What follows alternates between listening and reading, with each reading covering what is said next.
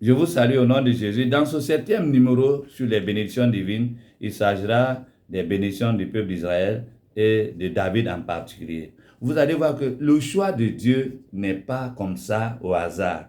Le choix de David. David fait partie de la lignée de Juda. David sort de Juda. Jésus sort de David. C'est pourquoi on dit Jésus, le lion de la tribu de Juda. Juda est le 4e fils de Jacob, qui a engendré, qui a eu pour petit-fils David. C'est de ce David dont il est question. Dieu va faire une particularité, c'est ça qu'on appelle les bénédictions divines sur Jacob, sur David. C'est des bénédictions spéciales.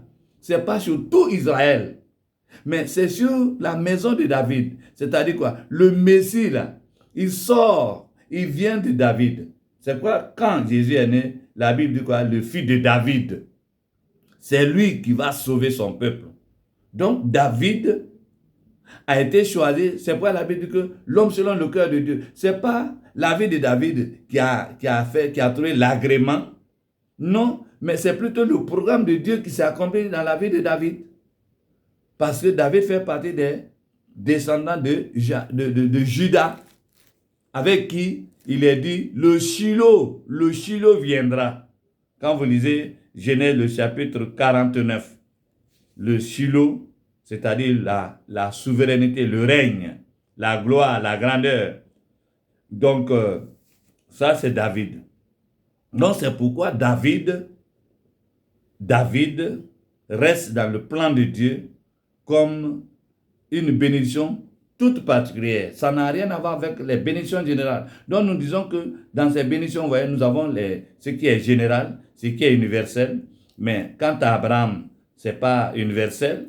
Vous voyez, c'est pour tous ceux qui naissent d'Abraham par le sang.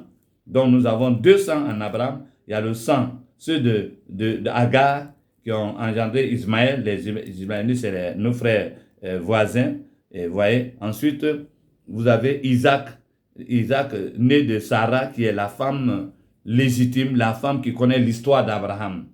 Donc, Abraham, donc, il y a 2 sortes de bénédictions.